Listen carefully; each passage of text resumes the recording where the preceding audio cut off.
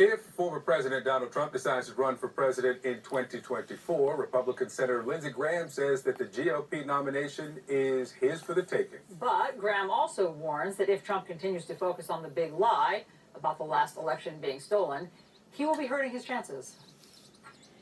Donald Trump is the most consequential Republican in the Republican Party today. He has a great chance of being president again in 2024. If he'll start comparing what he did as president versus what's going on now and how to fix the mess we're in, if he looks backward, I think he's hurting his chances.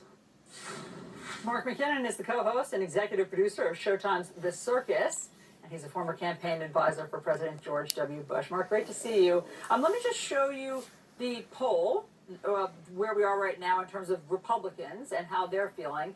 So who should the GOP nominee be in 2024? Republican voters and leaners were asked.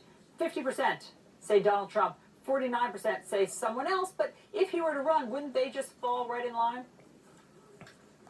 Well, if he's the nominee, a lot of them will, but probably not enough to be elected president. That's why he wasn't elected president in 2020, and there lies the conundrum for Republican Party. You can't win a primary fight without Donald Trump, and Donald Trump will win any primary fight, but he can't win a general election. And to Lindsey Graham's point, he's not going to quit looking in the rearview mirror because he's obsessed with the notion that that there was fraud in the election, which we know, of course, there wasn't. There was no systemic fraud and barely any actual cases of fraud. In the few cases that there are, they actually voted for Donald Trump. So the whole foundation of his reelection for 2024 would be built on the big lie, which he can't give up. Well, let's talk about the influence on 2022, because we've heard from Senator Rick Scott, whose job it is to get more Republicans elected to the Senate, that the issues will be crime, inflation, the cost of gas, not the 2020 election. But of course, former President Trump wants to drag the party there. Is this different than what we've watched for the last 6 years, that Trump will lead the base and that will be the major issue that they'll run on? Well, I think Exhibit A is the Virginia governor's race, where Glenn Youngkin ran on those issues that you just talked about, but kept Trump at arm's length and won going away in a typically Democratic state.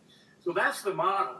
That's the model how Republicans can be successful. The question is, and they probably will be in 2022. There's a lot of things on voters' minds, including inflation and COVID, but that resurgence is diminishing now, and maybe will be helpful in 2024.